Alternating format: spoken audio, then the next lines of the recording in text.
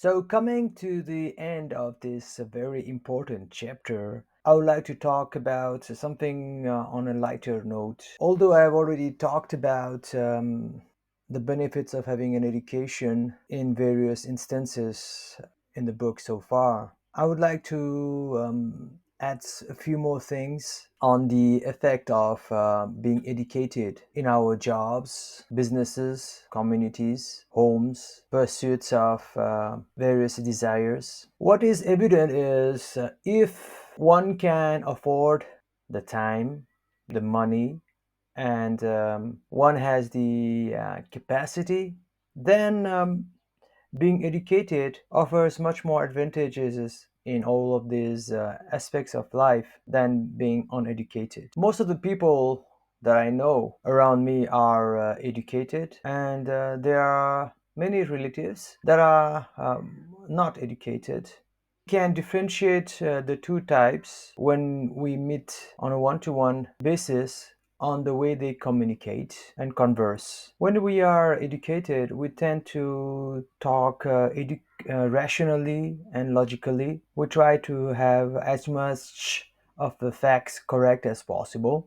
On the other hand, when uneducated people talk, they tend to veer off in arguments that are quite illogical and baseless. One of the benefits of education, no matter what people say, is the exams that we had to take throughout our studies. There's always this fear that we will be examined and tested for what we claim we know in the educated people.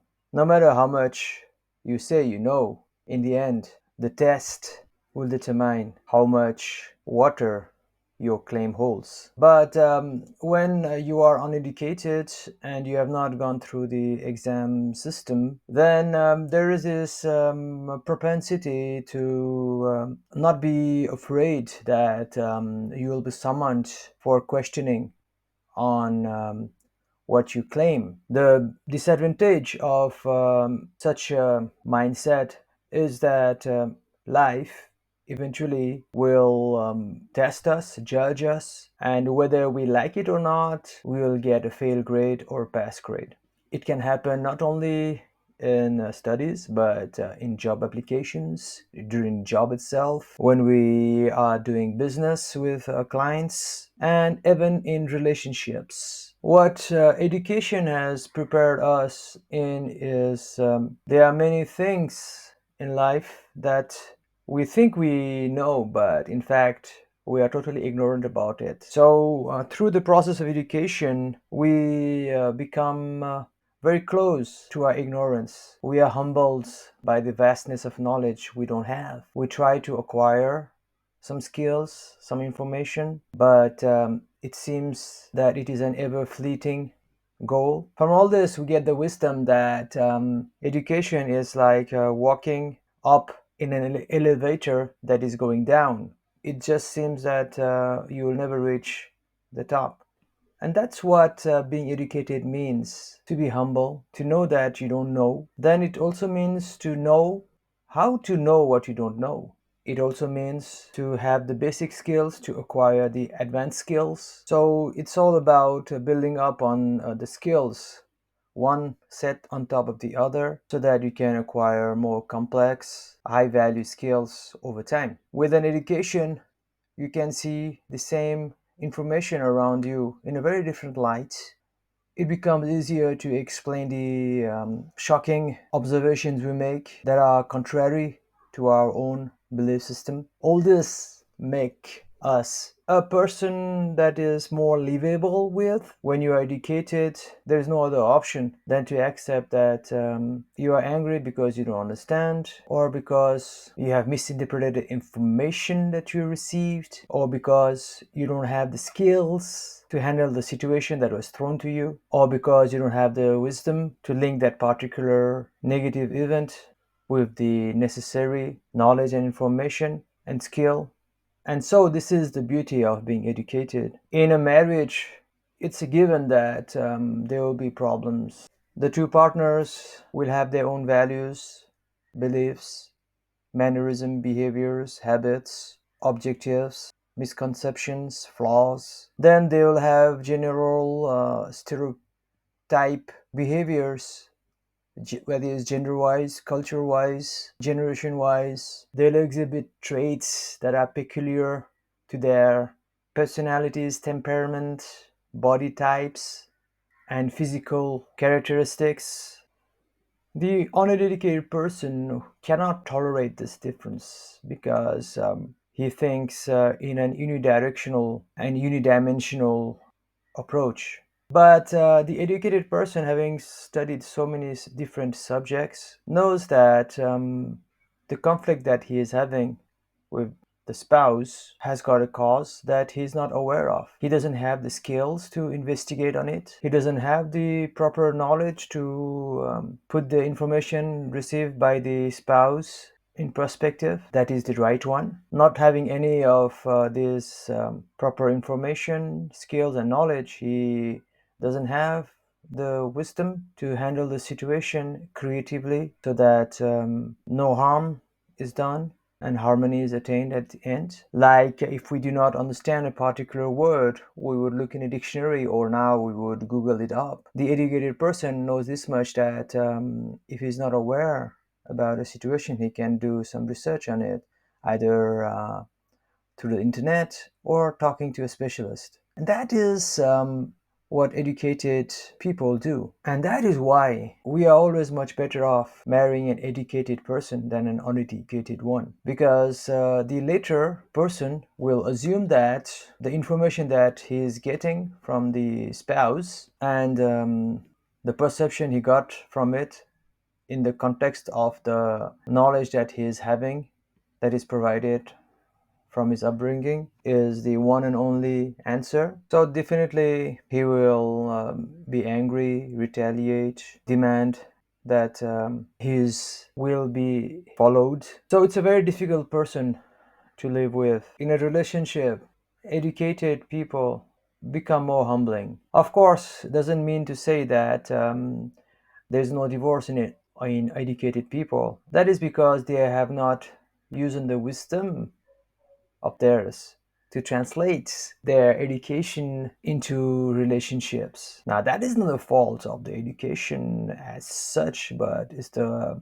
lack of skill of translating the knowledge of physics, for example, or economics into relational conflicts. Early on, I talked a lot about the benefits of having an educated staff opposed to not having one. But I will elaborate a bit more on it here now. See, the problem with any business or any organization is that it's not exactly teachable in a school, college, or university. No matter how much you try to link the corporate world with the world of college, there'll always be a mismatch. However, if you are educated using the same argument as earlier in the terms of the life and relationship, then you are more able to adapt to any situations in the organization. As we talked earlier on, you could be say, selling nails or pizzas or airplanes. Still, if you had this particular skill of translating the information, knowledge, skills, and wisdom from one topic to another topic, then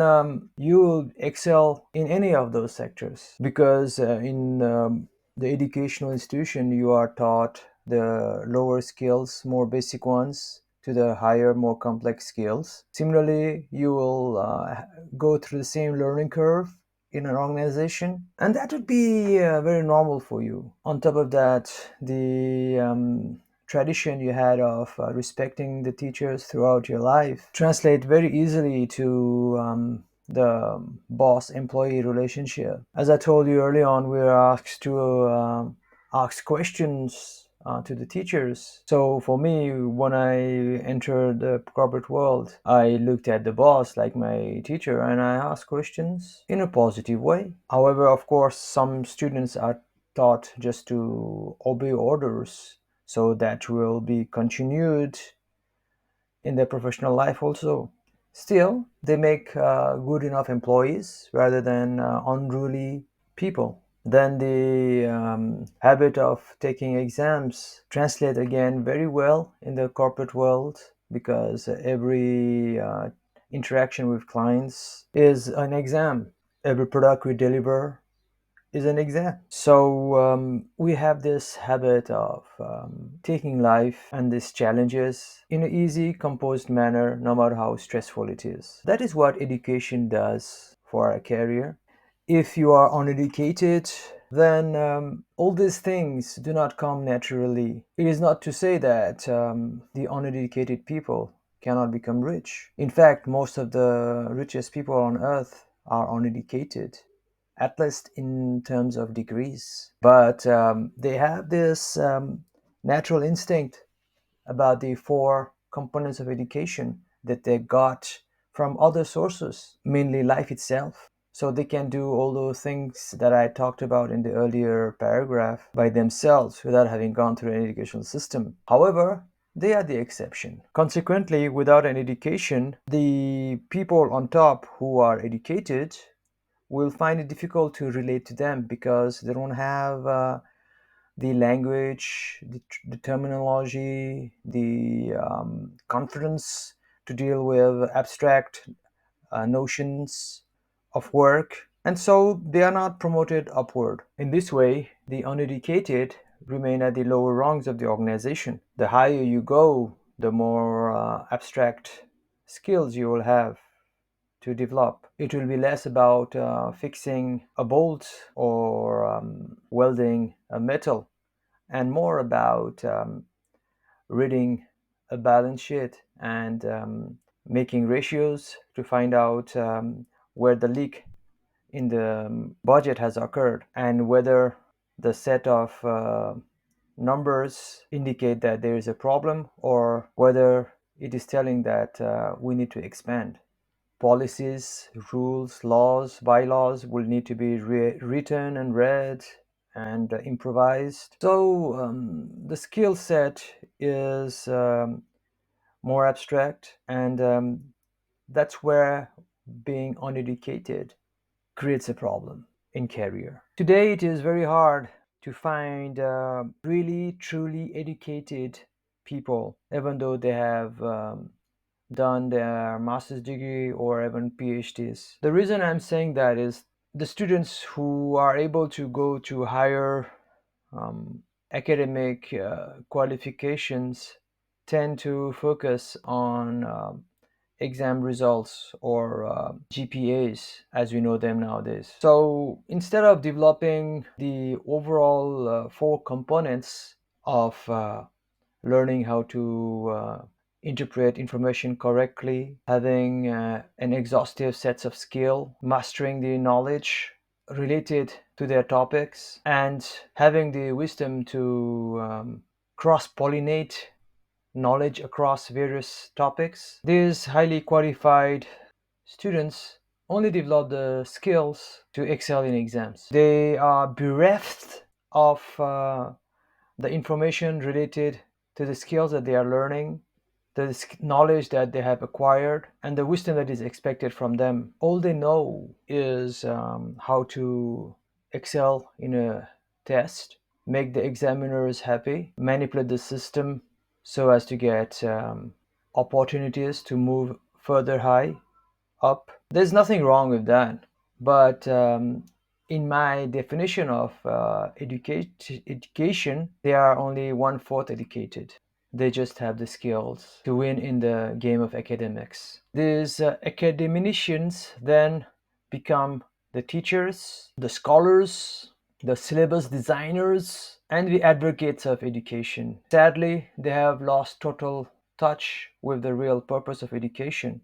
Consequently, the new students who are not meant to be scholars or academicians cannot use their syllabus to solve their problems in life and career. As a result, they become disillusioned by education itself. Then, because of the over reliance on the skill component, 80% or maybe 90% of the students who are in school and colleges are frustrated because they don't see any link of that skill with the information that's around them. Also, it's not making them any more knowledgeable in front of their friends and society because they can't converse about what they have learned with people around them and strangers. And then they don't feel that they have become more intelligent when it comes to solving new problems because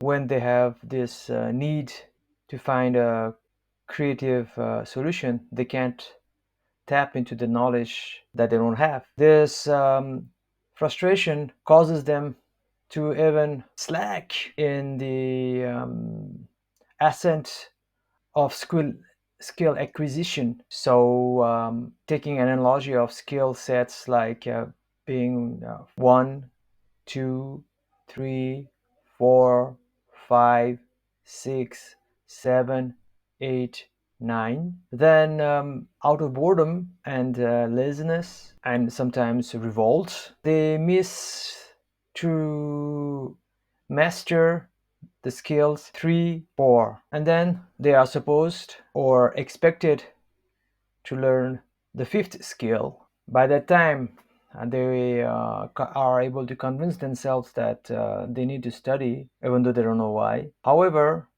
because the fifth skill was dependent on the third and fourth skill that they just omitted, then they can't learn skill number 5. So they act as if they have learned it and somehow cram their way into the exam and still pass to be able to learn the sixth skill. So now we have a weak link at the third and fourth skill. So the higher skills that they are taught, the more strain that they feel. Consequently, the chandelier falls from the ceiling because of the weak links. But in their minds, they still think that they are capable of learning the seventh skill, and they have no idea that their chandelier has already fallen. So they hang on, they learn more of the seventh skill and eighth skill, but it's as if they are on a very slippery ground, and no matter how much they try to stand up, they fall. They want to get high marks and the ideal GPA 4 like everybody else, like their parents expecting from them. But it's a mirage in a desert. Had they realized that the chandelier has fallen because of weak link in the third and fourth skill, and if they had the courage to go back and learn and master the third and fourth skill, even though they are in the seventh skill, then I tell you, they could easily master the 6, 7, 8, 9 skill and get GPA 4. But they don't have the courage to admit their mistakes. And the teachers are clueless because it's so well hidden. That is the chandelier falling from the ceiling. And it's so difficult to diagnose which particular skill set is amiss. Is it this third one, the second one, the first one, the fourth one?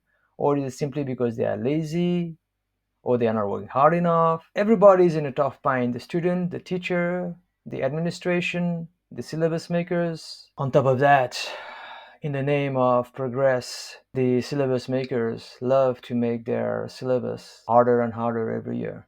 They love to raise the bar, but little do they know that the chandelier has fallen long time back because they themselves were just masters of one fourth of the whole education cosmology. They have no clue of how to solve this problem. As I've been telling you through my thousands of counseling sessions with students on a one-to-one basis, I was able to learn about this type of problem very thoroughly in multiple subjects with multiple personality of students and temperaments in different education institutions. The solution is to use this four brain learning approach that I am proposing here.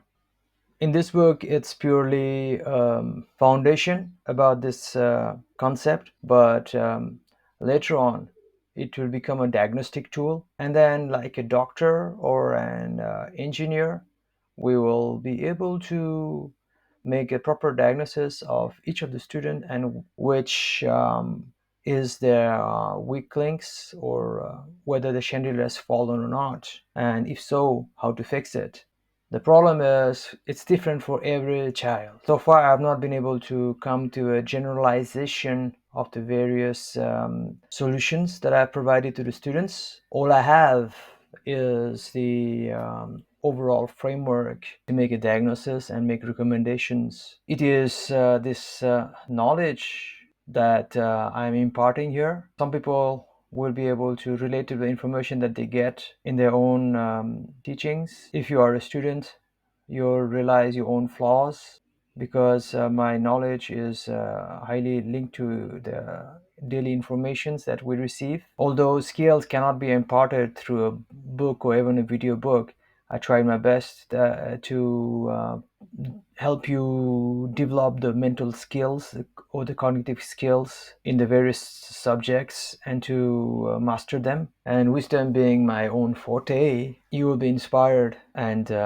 you will plant the seeds of the wisdom you got from this book in your own subconscious mind to make it work for you. So, yes, education is not only about getting GPA 4. You have realized that by now, I guess. Some people might say that because I lost in the race of academics, I am saying that there's no big deal about doing a PhD. I might say that I'm guilty as accused, but in my own case, I couldn't do a PhD because the subjects that I was interested in was so varied. I was interested in science as well as economics. I was interested in politics as well as cosmology. I was interested in history as well as spirituality, engineering as well as medicine. So my education was scattered all over, and I couldn't see myself specializing in a particular topic to get a PhD. I didn't know any university who could finance me or affiliate me to do such a ridiculous study. And so I went on my own, and so far I've written 6 books. Of course, I wish that I could get recognition from a university, but that's not going to happen anytime soon, I'm sure. So maybe I'm not the best qualified person to tell you that the ultimate goal of education is to get a PhD or not.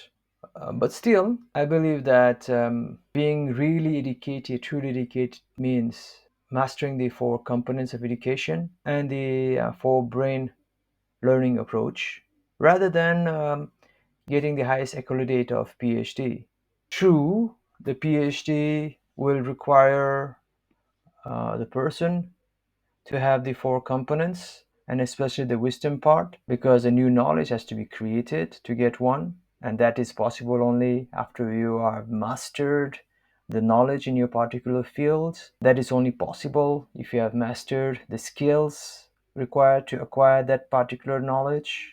And of course, it must be linked to all the information that is available with regard to that field of yours. But unless you are interested in a highly specified, narrow topic, then PhD doesn't have to be your final goal. In my plus 2 days, a teacher told it best. The students mocked the teacher who was a doctor, telling, "What kind of doctor are you?" Then, without getting angry, he said, "I am actually the real kind of doctor because I am a PhD, while the people you call a doctor are only MBBS, or they have only done their bachelor's degree." The truth is that they are not actually doctors. The real doctor is someone like me who has done a master's and a philosophy doctorate on a particular topic. The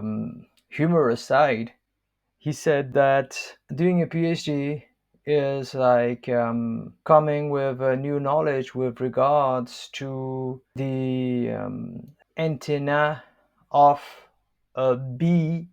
Yes, you heard it right. He was just trying to say that it's a very narrow field.